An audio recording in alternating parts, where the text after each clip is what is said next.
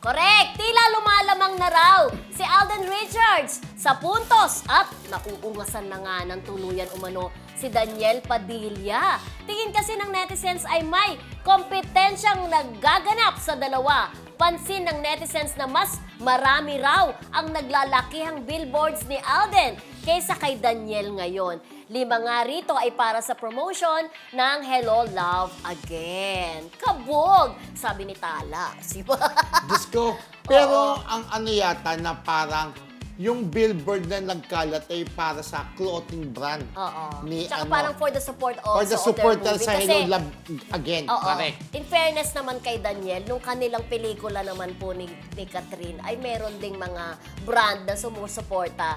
Supports, halimbawa, itong brand na to, supports, The House of Us. May mga ganon, di ba, na sinusuportahan po talaga nila Date yun. with the Gangster, Oo, di ba? correct. Pero ayan nga po na, ang mga palay naman po, ang nag-isip na pinaglalaban yung dalawa. Since ngayon nga po ay 5 yung billboards na makikita sa kahabaan ng EDSA ni Yes. Alden Richards. Oo. So ngayon kinukumpara, ay kinabog si Daniel. Si Daniel hindi ganyan. Pero dumating din po yung pagkakataon na talaga nagkalat din naman ang billboards ni Daniel Padilla. Kaya lang since po, eto, Siya ang may movie. oh, ito yung may movie ngayon at saka syempre yung mga clothing brands yung sumusuporta kay Alden. Hanggang sabi pa nga po ng iba, ay hindi lang sa paramihan ng billboards, pati sa puso ni Catherine, nag-aaway ang dalawa. Hindi naman po nag-aaway yung dalawa, di ba? Pero, nagkataon lang na napansin ng mga pare yung billboards ngayon ni Alden na nagkalit, na nakukumpara tuloy ngayon kay Daniel since walang billboards po ngayon si Daniel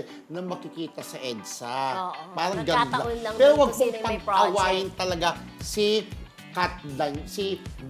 Daniel at Alden.